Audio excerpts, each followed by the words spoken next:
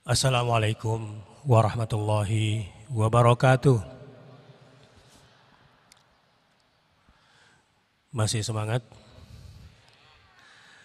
Assalamualaikum warahmatullahi wabarakatuh.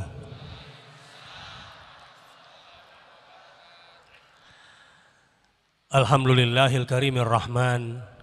Allamal qur'ana khalaqal insan. Allamahul bayan. Ashhadu an la ilaha illallah wa ashhadu anna Muhammadar Rasulullah. Allahumma salli ala Muhammad wa ala ali Muhammad.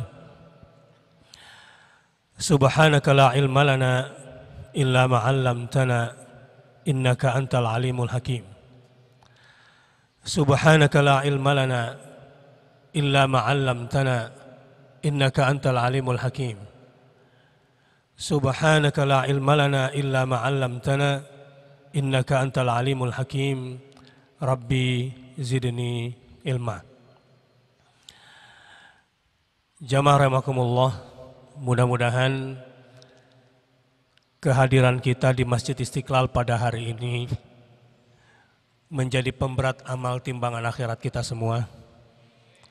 Dan mudah-mudahan apa yang kita niatkan ketika kita datang ke sini, terutama untuk talabul ilm, untuk mendapatkan ilmu, diberkahi oleh Allah Subhanahu wa taala. Pada kesempatan yang berbahagia ini, saya akan menyampaikan tentang satu sisi tauhid yang banyak dilupakan oleh umat.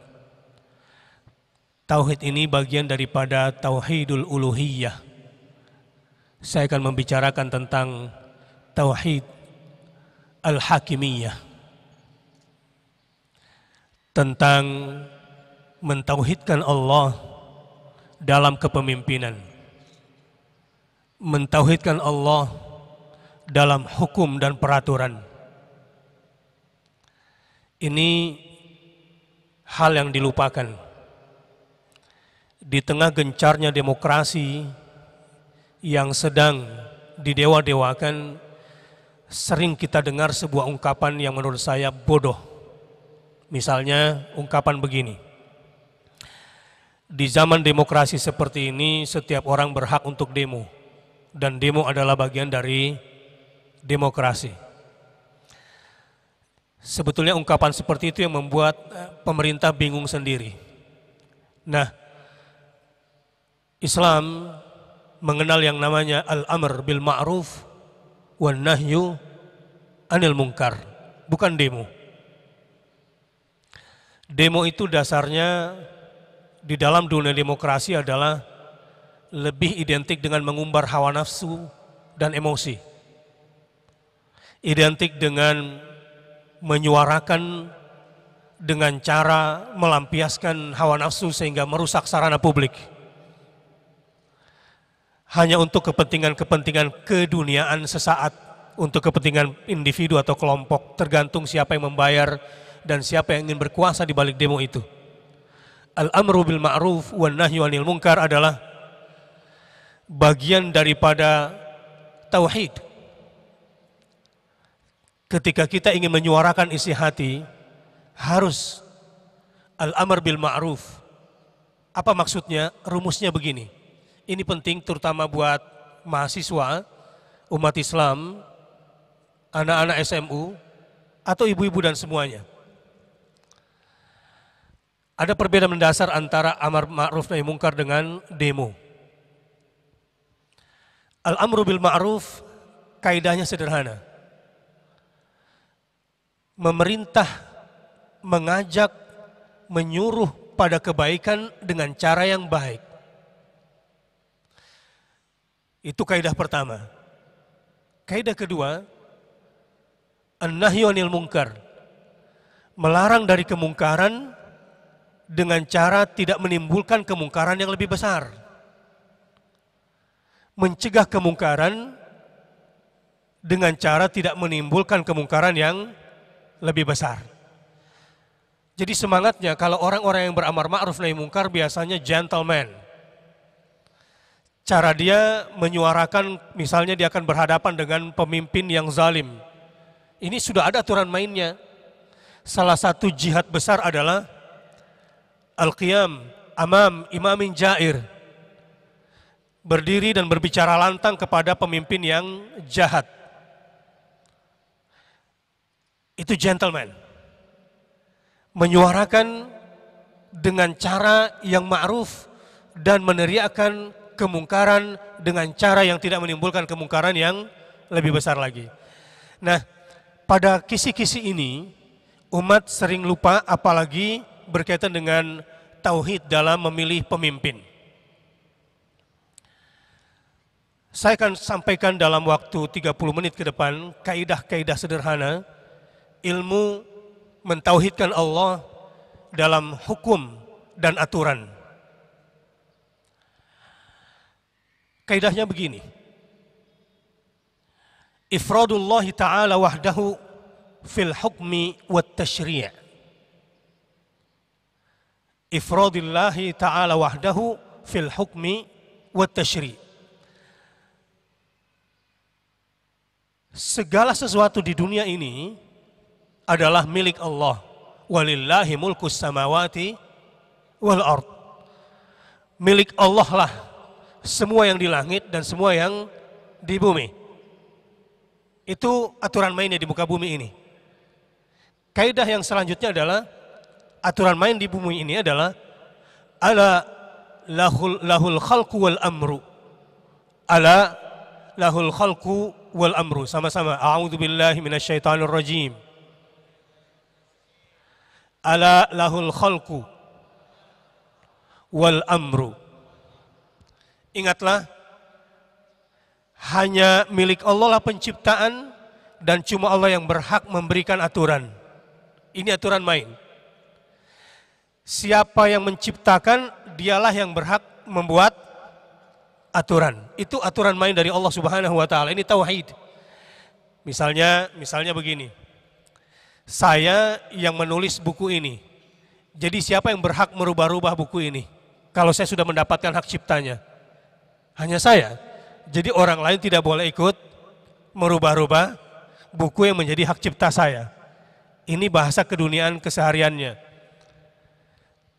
Begitu pula di dalam hidup di alam ini semua.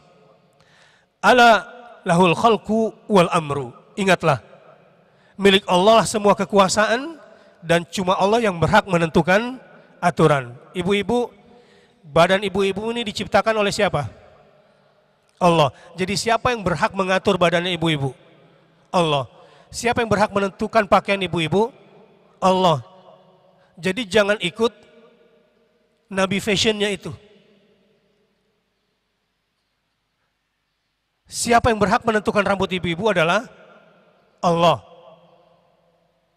Bapak-bapak juga begitu. Siapa yang berhak memberikan aturan kepada anak-anak kita? Allah. Sehingga di dalam Al-Quran ada penegasan, A'udzubillahi minasyaitonirrajim, wa in jahadaka ala an tusyrika bi ma laysa laka bihi ilmun fala tuti'huma. Seandainya orang tuamu yang telah menyayangi kamu dan ibumu yang telah melahirkan kamu mengajak kamu untuk berbuat syirik, padahal kamu tidak punya ilmu tentangnya, maka kamu tidak berhak ikut kepada kedua orang tuamu. Karena anak-anak bukan ikut pada aturan orang tua, tapi pada aturan Allah. Wa sahibuhuma fid dunya ma'rufa. Tapi tetap ada aturan Allah, kamu tetap harus berbuat baik kepada kedua orang tua. Ini prinsip. Oh Ustadz, jadi kita tuh nggak bisa suka-suka kita ya? Enggak. Semua ada aturannya di dunia. Bumi Indonesia punya siapa? Punya Allah atau punya Ibu Pertiwi? Saya juga nggak tahu Bu Pertiwi itu yang mana orangnya. Bumi Indonesia ini punya siapa? Bukan punya orang Indonesia. Jadi siapa yang berhak menentukan aturan di Indonesia? Allah Subhanahu wa taala. Ini aturan main. Mana yang lebih pantas untuk diterapkan di Indonesia? Aturannya Amerika atau aturannya Allah Subhanahu wa taala? Aturannya Allah Subhanahu wa taala. Ini yang disebut dengan ala lahul khalqu wal amru.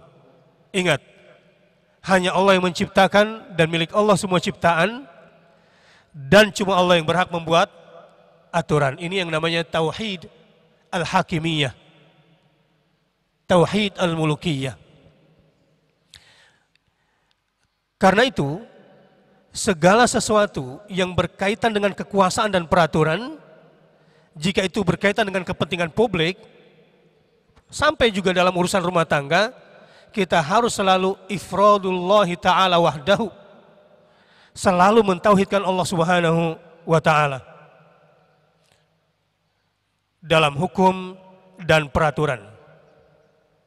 Sekarang kita coba masuk kepada apa asmaul husnanya, bahwa Allah yang maha menentukan hukum. Siapa yang tahu? Asmaul husna, bahwa Allah yang maha menentukan hukum. Pasti udah tahu, tapi tawadu. Tawadu itu artinya tahu warna duit. Al-Hakam, Al-Adil, gitu kan? Al-Hakamul Adil, itu nempel tuh dua asma al-husna itu. Al-Hakamu, ini ismun, noun, kata benda. Karena tadi sudah dipompa semangatnya oleh Ustadz Fazlan, berarti sudah mengembang jiwanya.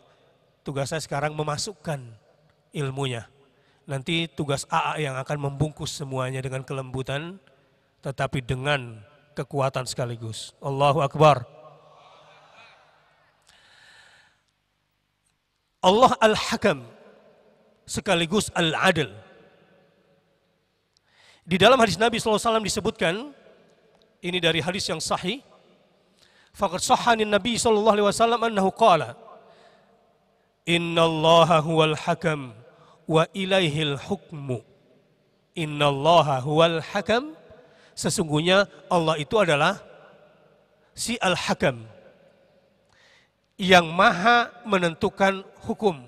Wa ilaihil hukmu, dan segala hukum harus menginduk pada hukum Allah subhanahu wa ta'ala. Itu hadis Nabi sallallahu alaihi wasallam. Sallu alaihi. Allahumma salli ala Muhammad wa ala ali Muhammad. Ya Nabi, salam alaika. Ya Rasul, salam, salam alaika. Ya Habib, salam alaika. Salawatullah alaika. Coba. Ya Nabi, salam alaika. Ya Rasul, salam, salam alaika. Ya Habib, salam alaika. Salawatullah alaika. Ya, bersenandung sejenak. Walau itu bukan sholawatan, kita bersenandung untuk Nabi Sallallahu Alaihi Wasallam. Karena tadi kenceng terus dikasih ilmu, takutnya mukanya mengkerut semua. Sebab ilmu ini ilmu penting sekali. Kita lanjutkan rumusannya. Fallahu ta'ala huwal hakamul adil. Allah lah yang maha menentukan hukum dan aturan, sekaligus yang maha adil. Lahul hukmu wal amru. Segala aturan itu harus kembali kepada Allah subhanahu wa ta'ala sebagai sumber hukum.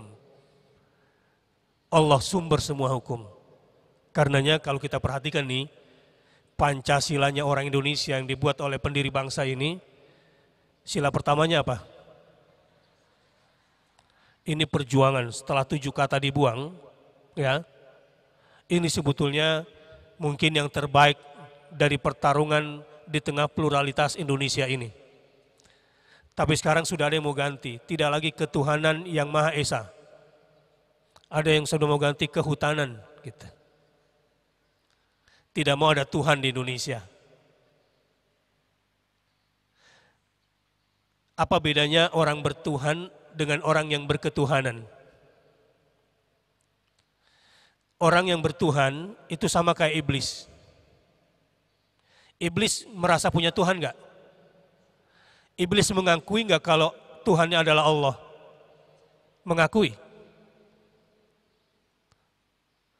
Kalau kamu bertanya kepada orang-orang kafir, siapakah Tuhan? Dia akan menyebut Allah dengan caranya masing-masing. Tapi masalahnya pada iblis adalah dia tidak taat pada aturan Tuhan. Masalah besar bagi iblis adalah karena dia tidak mau pakai hukum Tuhan. Jadi bangsa Indonesia ini berketuhanan yang Maha Esa, artinya bukan bangsa iblis. Bangsa yang mau bertuhan kepada Allah, tapi tidak mau pakai aturan Allah. Begitulah iblis. Wah, ini tajam banget memang. Gak apa-apa, ini lagi belajar tauhid. Yang Maha Esa, ini sebetulnya tauhidullah tafsirannya. Qul huwallahu ahad. Yang Maha Esa. Tapi sekarang mulai digeser-geser. Artinya ketuhanan saja, tidak yang Maha Esa. Jadi di Indonesia ini sekarang semua agama boleh asal Tuhannya satu. Mau batu, mau pohon, mau bajai, mau orang, mau langit, mau matahari, mau bulan, pokoknya Tuhannya satu. Padahal kata-kata berketuhanan adalah Qul huwallahu ahad. Indonesia adalah sebuah bangsa yang sejak awal masyarakat dan bangsanya itu adalah berketuhanan yang tunduk kepada wahyu.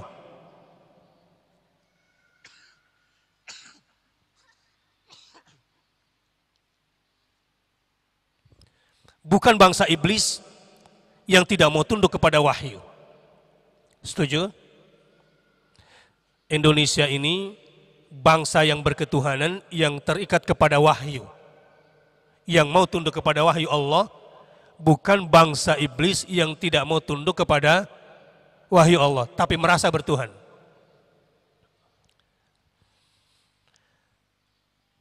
Karenanya, ketika kita berbicara, ketika kita berkomitmen, La ilaha illallah, wahdahu la syarikalah, lahul mulk, coba perhatikan, lahul mulk, walahul hamd, wa huwa ala kulli syai'in qadir.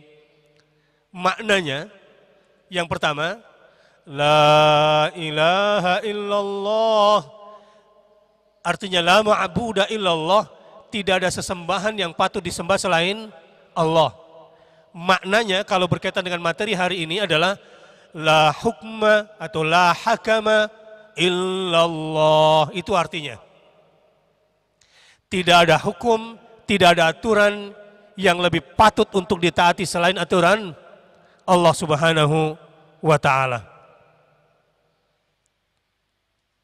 La syarikalah, tidak ada sekutu baginya fil hukmi wat tashri'. La syarikalah fil hukmi wat tashri'. Tidak ada yang boleh ikut campur dengan Allah, tidak ada yang ikut campur bersama Allah dalam aturan dan hukum. Sebagaimana tidak ada yang ikut campur bersama Allah dalam menciptakan alam raya ini. Allahumma salli ala Muhammad wa ala ali Muhammad. Fakama anna Allah Ta'ala la syarika lahu fil mulk wa fi tadbiri syu'unil khalq, kadzalika la syarika lahu fil hukmi wat tashri'. Sebagaimana tidak ada yang ikut campur dalam menciptakan langit dan bumi bersama Allah, maka tidak ada yang boleh ikut campur menentang aturan Allah di dalam menentukan aturan di langit dan di bumi. Ini tauhidullah. Saya menyampaikan materi ini untuk mendukung pengajian dari Darut Tauhid yang konsisten bahwa Islam di Indonesia tidak akan sampai pada puncak kejayaannya tanpa tauhidullah. Dan saya kira AA adalah orang yang senantiasa mengingatkan kita semua untuk selalu kembali dan kembali lagi kepada Allah. La ilaha illallah Muhammadun Rasulullah sallallahu alaihi wasallam. Apa yang saya sampaikan ini tentu semua dasarnya dari Al-Quran. A'udzu billahi minasyaitonir rajim. Inil hukmu illa lillah. Sama-sama. Inil hukmu illa lillah. Ya. A'udzu billahi minasyaitonir rajim. Sama-sama. Bismillahirrahmanirrahim.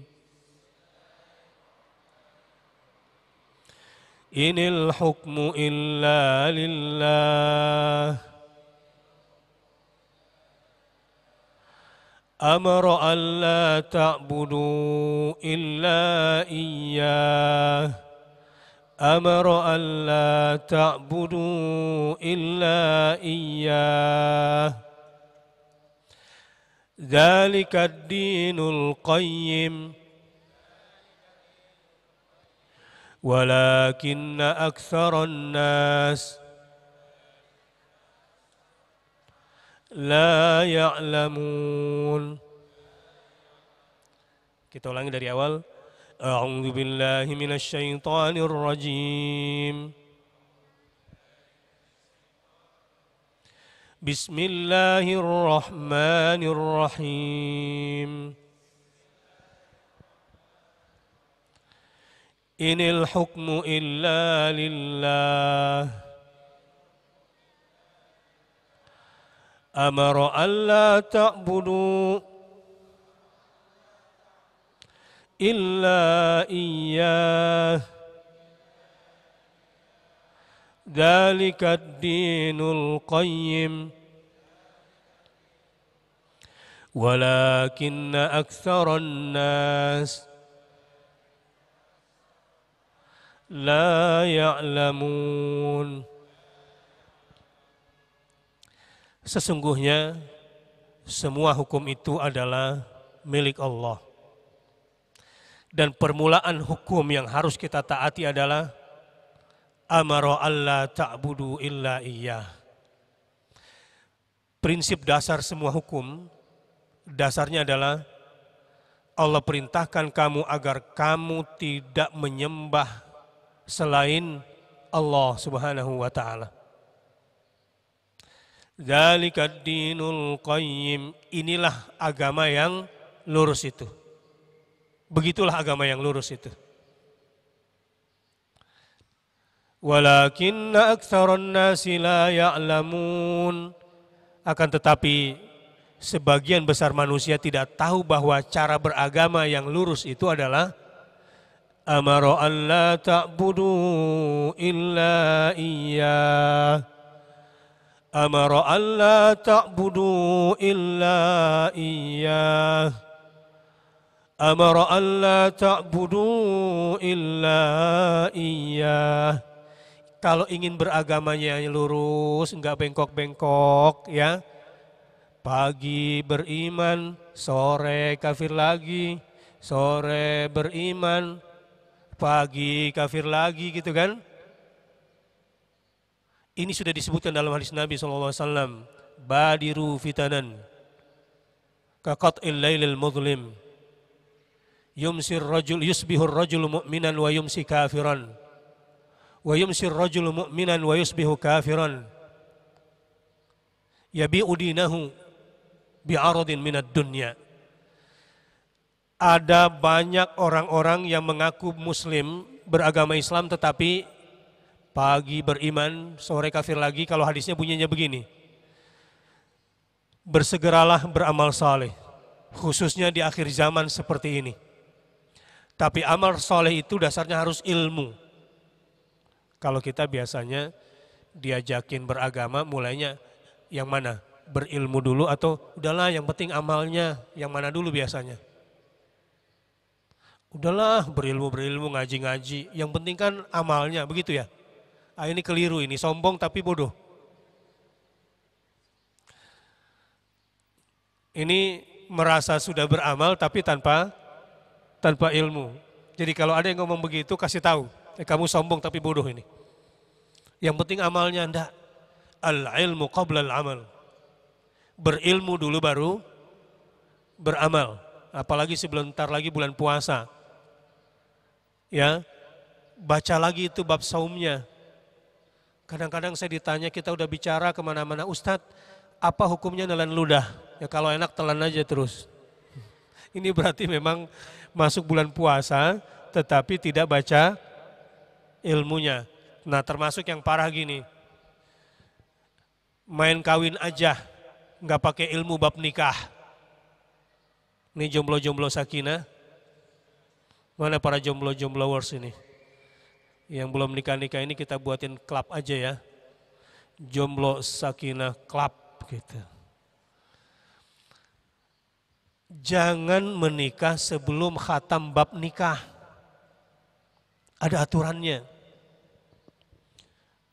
Anak-anak muda sekarang nih menikah modalnya cuma dua. Satu cinta, dua kerja.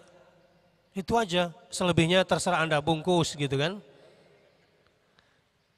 Tidak, berumah tangga itu banyak hal yang perlu kita pelajari.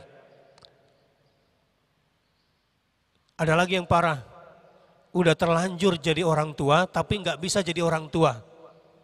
Nah, ini parah lagi nih. Kalau cuma bikin anak, bapak ibu, kucing juga bisa. Tapi bagaimana menjadi orang tua, ini perlu dipelajari sebelum menikah. Ini saya mengakomodir supaya materinya nggak terlalu berat buat para jomblowers dan jomblowati di sini. Ya. Jadi sebelum menikah belajar dulu ilmu bagaimana menjadi orang tua. Coba lihat. Ada orang nih baru beli bola. Karena ada bola barunya Piala Dunia nih. Dari Brazil pula, dia beli yang asli, yang ori. Dia beli bolanya yang ori, gitu kan? Terus dia pegang bola. Boleh nggak dia bilang, nih gua pemain bola internasional Piala Dunia 2014 di Brazil. Bisa dia sebut dirinya sebagai pemain bola nggak cuma gara-gara baru punya bola? Kagak lah, lu punya bola tapi lu bukan pemain bola, lu nggak bisa mengolah bola. Nah banyak orang tua punya anak tapi lu bukan orang tua yang benar. Enggak otomatis kalau sudah punya anak berarti sudah bisa jadi orang tua. Itu berat sekali, ada aturannya dari Allah bagaimana jadi orang tua. A'udzubillahi minasyaitonirrajim. Am kuntum syuhada idh hadara Ya'qubal maut idh qala li banihi ma ta'buduna min ba'di qalu na'budu ilahak wa ilaha abaik Ibrahim wa Ismail wa Ishaq ilahan wahida wa nahnu lahu muslimun. Ini buat para orang tua dan buat anak-anak semua, lihat baik-baik. Tidakkah kamu saksikan ketika Yakub yang gelarnya Israel saat menjelang kematiannya. Ketika dia bertanya kepada anaknya, wahai anak-anakku, siapakah gerangan yang kalian sembah selepas kematian ayah nanti? Qalu, anak-anaknya menjawab, kami akan menyembah Tuhan ayah, Tuhan kakek Ibrahim, Tuhan kakek Ismail, dan Tuhan kakek Ishak. Ayah, kami bukan cuma mentauhidkan Allah saja. Enggak cukup mentauhidkan Allah saja. Ilaha wahida. Kami tidak akan sekutukan Allah karena kami hanya ingin tunggalkan Allah dan sekaligus tidak sekutukan Allah. Anak-anak sekarang, Bu, banyak sekali sholat menyembah Allah tapi menjadi pengagum Indonesian Idol. Idol itu artinya berhala. Masih musyrik itu. Anak-anak sekarang Bu, memang ngaji, sholat, kuliah, tetapi masih percaya sama horoskop bintang-bintang itu, ilmu perbintangan itu. Aries, aku rabies. Virgo, pikiran bego. Gitu. Apalagi? Gemini, apa Gemini?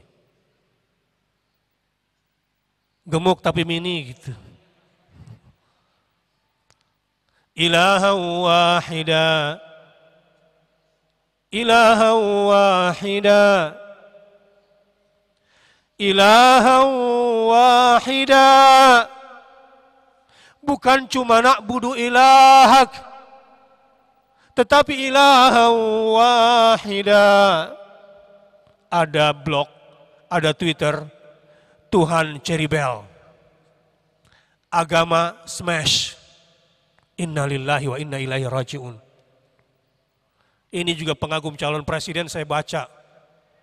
Tuhan presiden titik-titik bla bla bla bla bla, naudzubillah min dzalik, itu sudah musyrik itu.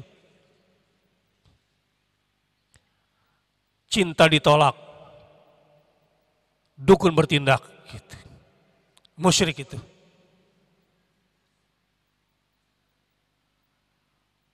Anak-anak kita belum ilaha wahida. Karena terpengaruh dengan kehidupan sosial yang begini banyak, lari dari tauhidullah. Misalnya, ketemu pocong. Kalau yang laki-laki ini ketemu pocong,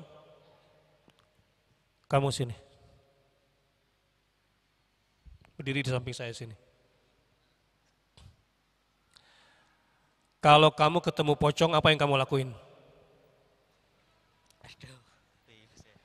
Kok adu jawab.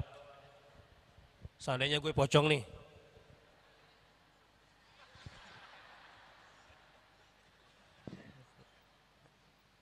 Lari. Lari. Diketawain pocong, ngapain juga lu lari? Gua aja susah lari, kan gitu. Terima kasih. Kamu lagi. Kalau kamu ketemu suster ngesot. Sekarang aku jadi suster ngesotnya. Kan jalan ini sambil ngedeprok gitu ya.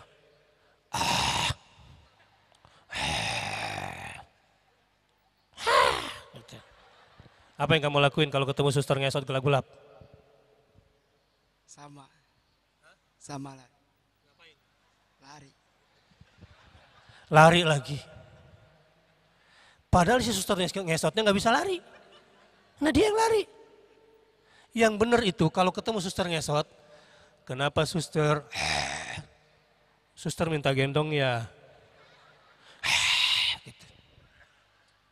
Minta gendong yang suster ya, gitu. Ya udah aku gendong deh. Pas kamu gendong pasti susternya bilang, kamu nih aku kan lagi nakutin kamu tahu, kan gitu. Ini semua soal persepsi syirik bisa masuk gara-gara salah menempatkan rasa takut. Duduk. Siapa lagi korban berikutnya? Kamu. Kalau kamu ketemu tuyul, apa yang kamu lakuin?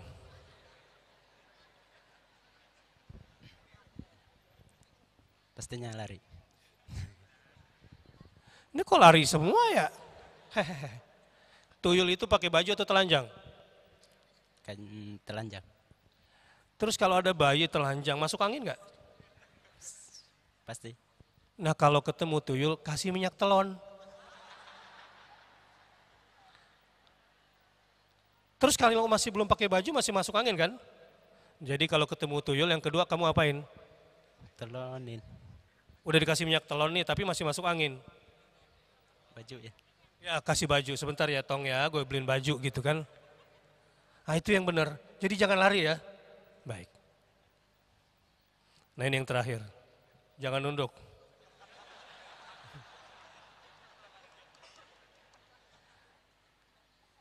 Kalau ketemu di satu tempat kamu lagi duduk, terus ada bangku kosong dan di situ goyang-goyang. bangku kosong. Kalau ada bangku kosong, apa yang kamu lakuin? Didiemin. Didiemin. Goyang-goyang gitu, diemin Iya. aja. Iya. Sayang kalau ada bangku kosong didiemin, mendingan kasih caleg saja, dia lagi cari kursi di situ.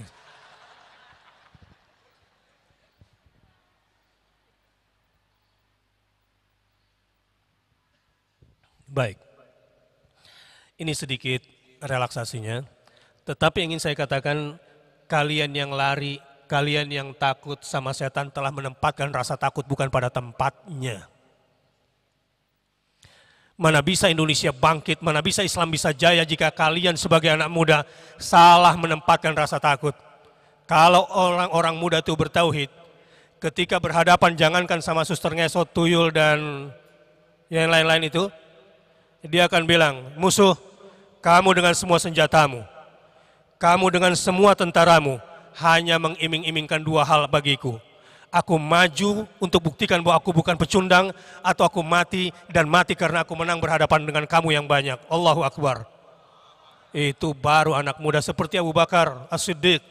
Karena punya tauhid, ketika Rasulullah wafat, sebagian umat Islam gak mau bayar zakat, marah dan hunuskan pedang. Ayang kusud dinu wa ana hai. Gua gak rela kalau Islam jatuh sementara gue masih hidup, dan gue gak rela kalau bobot Islam jatuh dan gue masih hidup, mendingan gue mati dan Islam kemudian naik namanya. Allahu Akbar.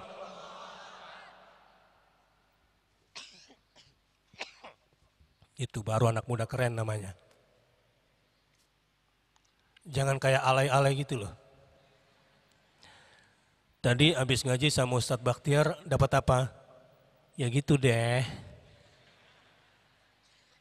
Ini alay ini. Anak layangan.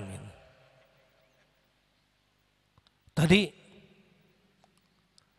ketika Ustadz Bakhtiar mengajak kita untuk bangkit, membangkitkan Islam di Indonesia, menjayakan Islam di Indonesia dengan tauhid, apa pendapat lo?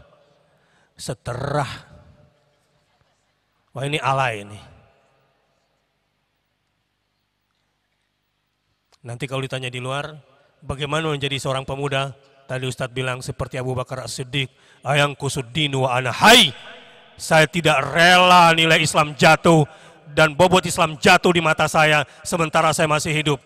Kalau Islam jatuh di depan mata saya dan saya bayar cash sekarang apapun resikonya, itu baru anak muda. Allahu Akbar.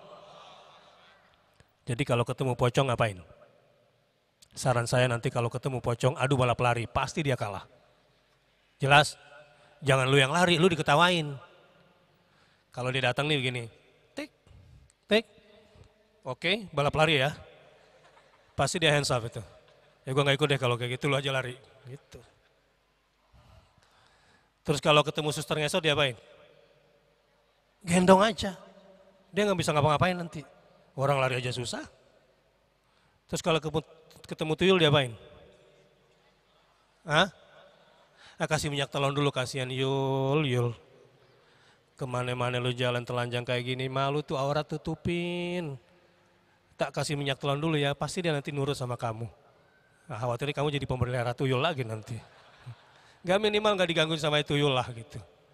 Terus kalau ketemu bangku kosong di satu tempat dia apain?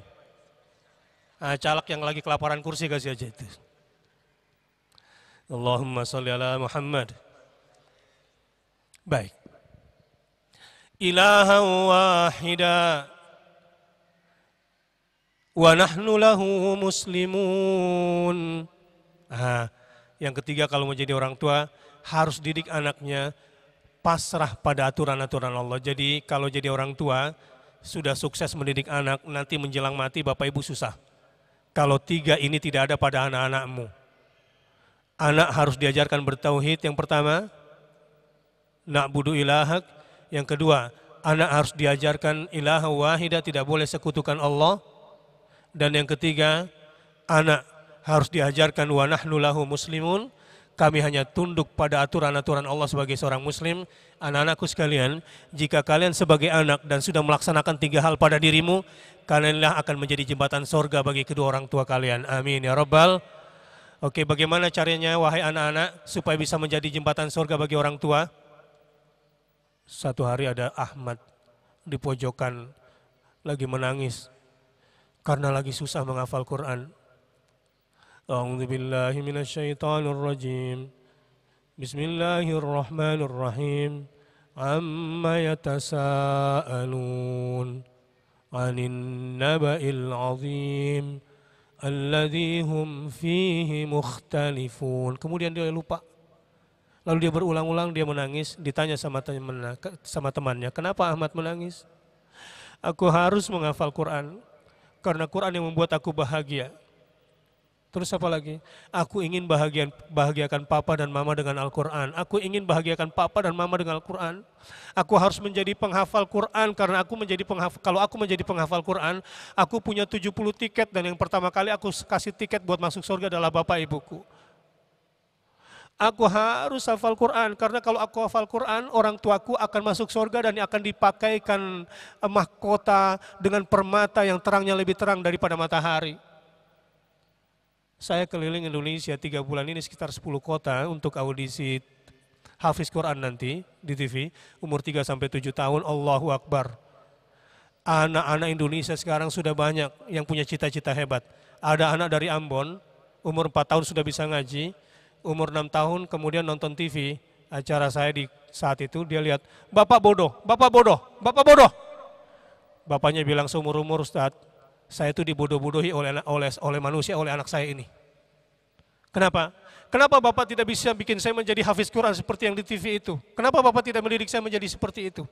Akhirnya anaknya hafal juz amma, dan setelah hafal juz amma minta diterbangkan ke Makassar, orang tuanya bukan orang mampu. Lalu saya berjumpa di Makassar untuk ikut audisi, saya tanya sama si anak ini, "Nak, apa cita-citamu? Kenapa kamu bisa begini bersemangat?" "Ustadz, saya mau jadi imam Masjidil Haram." Allahu Akbar. Bukan jadi Ronaldo, bukan jadi pemain Persija, siapa tuh Messi itu Persija kan? Enggak. Jadi anak-anak ini dicintakan kepada Al-Quran sejak kecil. Hebat orang tua kalau punya anak seperti itu. Dan kita sebagai anak-anak, kalau ingin membahagiakan orang tua dengan cara bertauhid, ingin membangun jembatan ke surga buat orang tua, jadilah para anak yang cinta kepada Al-Quran dan menghafal Al-Quran. "Ustadz, kalau sudah tua gimana Ustadz, saya masih bisa nggak menghafal Quran?" Saya mau tanya, Rasulullah itu mulai menghafal umur berapa tahun? 40 tahun kan diangkat jadi Rasul, khatam pada usia berapa tahun? Berapa tahun Nabi Muhammad bisa menghatamkan Qurannya? 23 tahun kan? Umurnya 63, iya 63 meninggal dunia kan? Berarti berapa tahun Nabi Muhammad menghafal Quran? 23 tahun, bukan. Nabi Muhammad menghafal Quran seumur hidup. Ini makna lain daripada 23 tahun itu. Jadi hidup bertauhid, wa nahnu lahu muslimun, adalah ketika kita hidup bersama wahyu. Sebentar lagi bulan suci Ramadan. Sebentar lagi bulan suci Ramadan. Bulan Al-Quran. Jadi mulai sekarang sudah mulai mengikat diri lagi bersama wahyu, hidup bersama aturan Allah Subhanahu wa taala, dan itu adalah aturannya Allah Azza wa Jal. Jamaah rahimakumullah. Saya kembali lagi pada bahasan kita yang awal.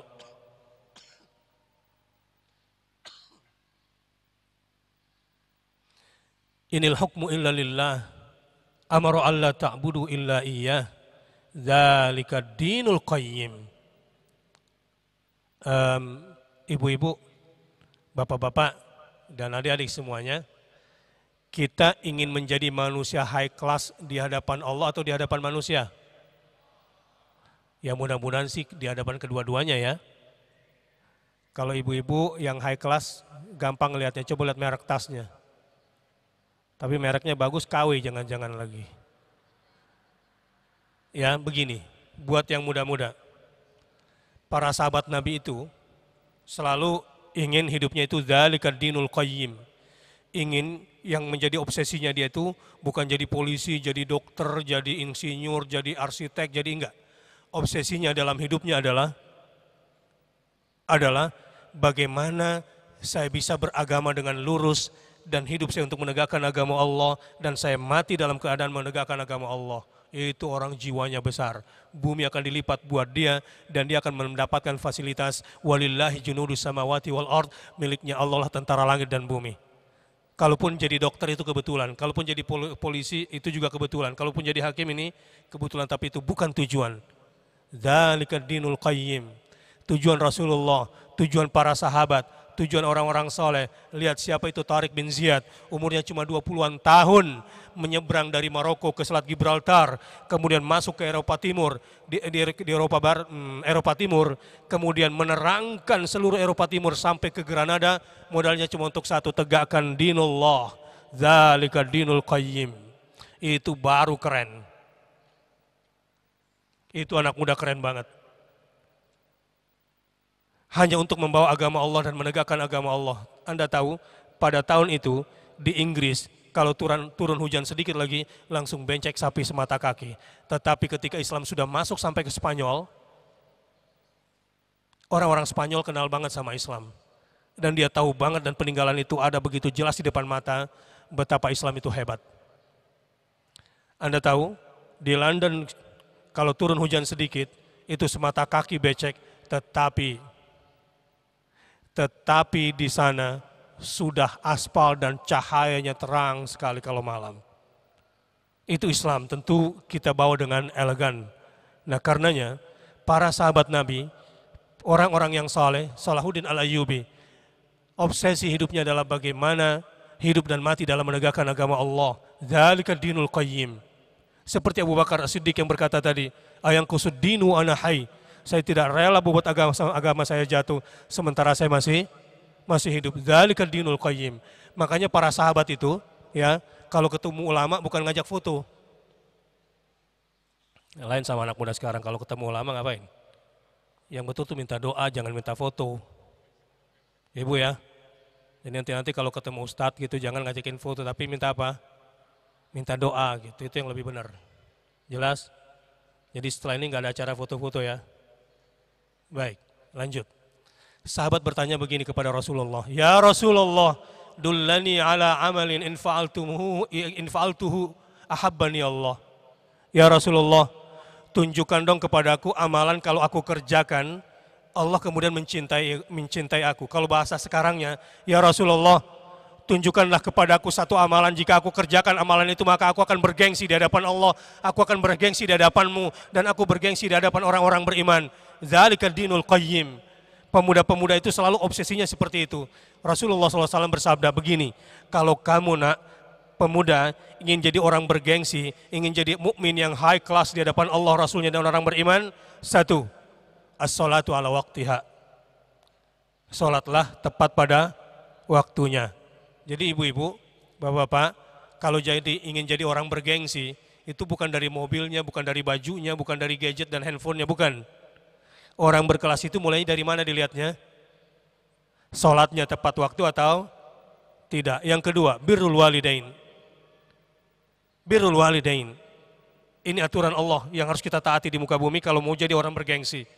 Ingin jadi orang high class di hadapan Allah dan Rasulnya adalah berbaktilah kepada kedua orang tua. Doanya jangan cuma Rabbik firli wali walidayya warhamhuma kama rabbayani shaghira. Itu umum, itu kelas basic. Yang kalau kelas high class, Rabbi auzi'ni an ashkura ni'mataka allati an'amta alayya wa ala walidayya. Terus wa an amala salihan tardah wa adkhilni bi rahmatika fi ibadikas salihin. Kalau ingin menjadi anak yang bergengsi di hadapan Allah Subhanahu wa taala dan berkelas tinggi buat orang tua, selalu kalau kalian pulang kampung ke tempat orang tua, kalian sebagai anak harus memberikan nama harum buat orang tua masih hidup atau sudah mati. Ya, ini banyak nanti pada mudik kan pulang kampung. Kalau mudik pulang kampung, itu jangan cuma jual tanah, jual rumah, bikin susah orang di kampung. Harumkan nama orang tuamu nanti kalau pulang kampung setelah Idul Fitri nanti. Jadi kalau sampai di kampung itu nggak usah pamer-pamer yang nggak penting. Ini banyak yang pulang kampung pada bawa motor, cuma ingin ngasih tahu di orang kampungnya bahwa nih gue punya motor gitu. Kan kesian banget, udah cuma motor doang belagu lagi. Yang harus kita tunjukkan kalau pulang kampung nanti birrul walidain. Orang tua masih hidup atau orang tua sudah tidak ada, harumkan namanya di kampungnya bahwa kamu adalah anak yang saleh yang berbakti kepada kedua orang tua.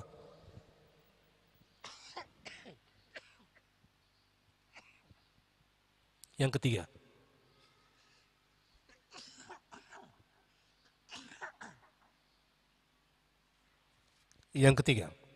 kalau ingin menjadi orang yang bergengsi di hadapan Allah Subhanahu wa taala adalah, katanya, ketika sahabat bertanya, qultu tsumma ayyun? Yang pertama apa tadi? Salat pada waktunya. Yang kedua, berbakti kepada orang tua. Yang ketiga ini, al-jihadu fi sabilillah.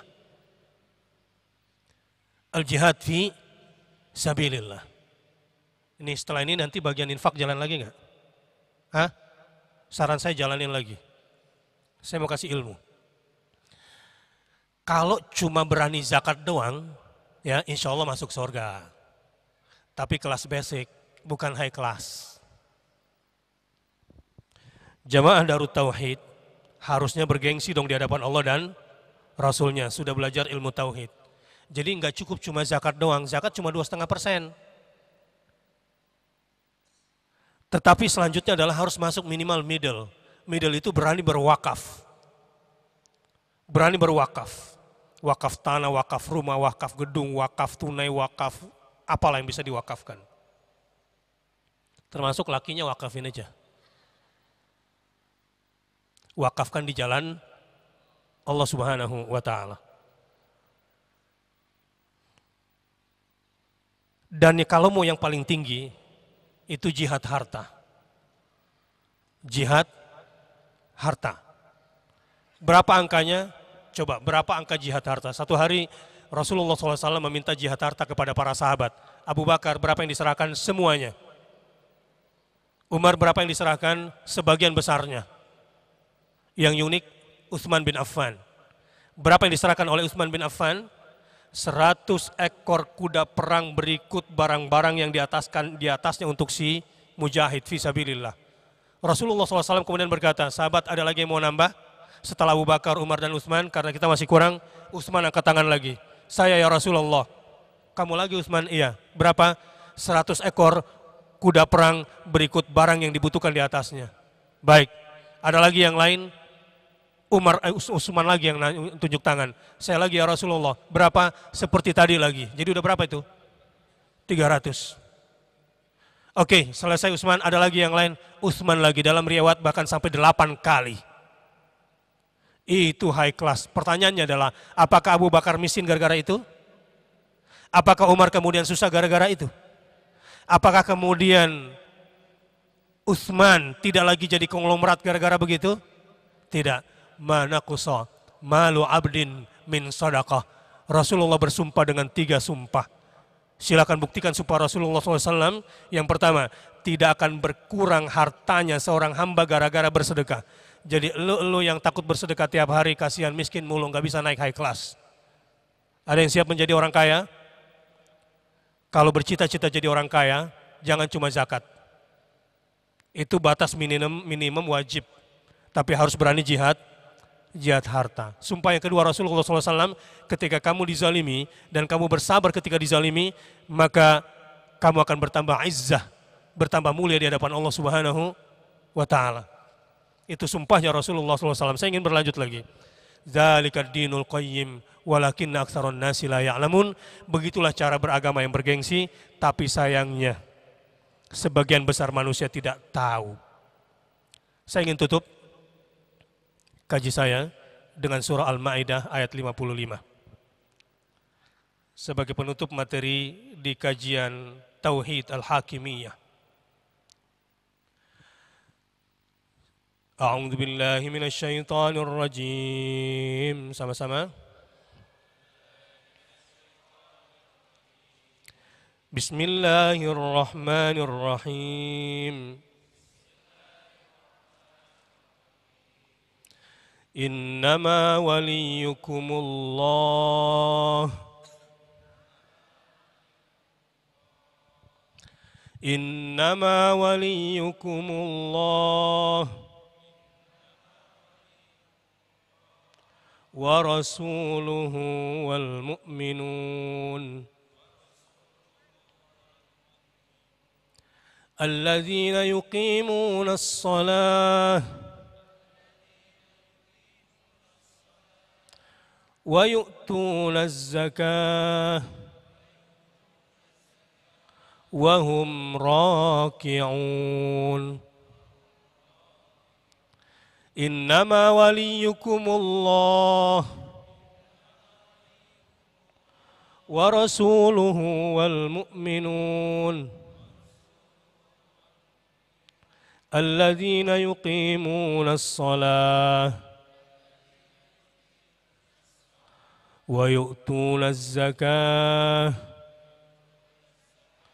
وهم راكعون. Sesungguhnya pemimpinmu adalah Allah. Innama waliyukumullah. Kata-kata al-waliyu di sini mengandung dua hal. Yang memenuhi kebutuhanmu, yang memberikan semua permintaanmu. Itu yang pertama, kalau kita sudah menjadikan Allah sebagai wali kita. Yang kedua, Allah yang akan melindungi kamu dari semua musuh-musuhmu. Coba sebutkan dua kriteria, kalau dia sudah menjadikan Allah sebagai walinya, dia dapat apa? Satu, dicukupkan kebutuhannya dan dipenuhi semua permintaannya. Yang kedua, dilindungi dari serangan musuhnya. Innama waliyukumullah. Sesungguhnya pemimpinmu itu adalah Allah. Jadi memilih pemimpin itu bukan urusan akal-akalan. Itu bukan semau-mau eluh, bukan. Memilih pemimpin itu ada tauhidnya, tauhid kepemimpinan. Yang harus kita pilih pemimpin kita adalah siapa? Allah wa rasuluh.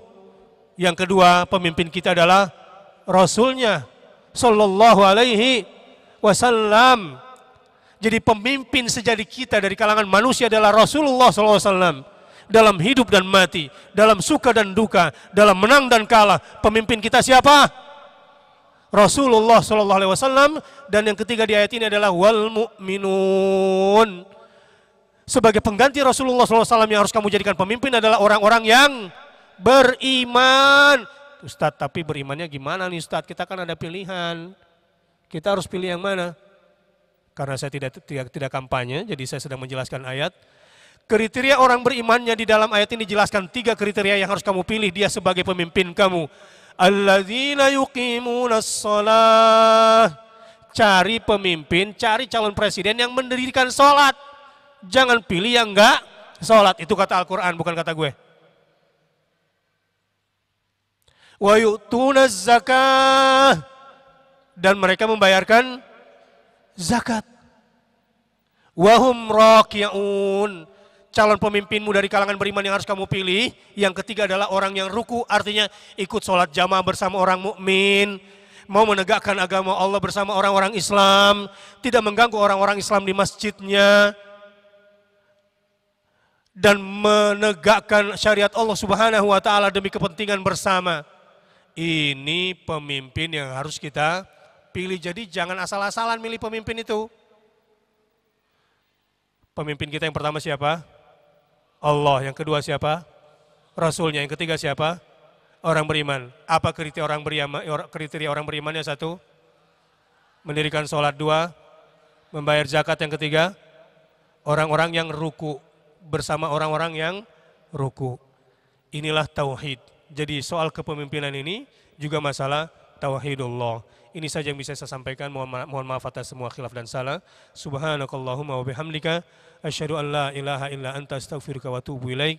Wassalamualaikum warahmatullahi wabarakatuh.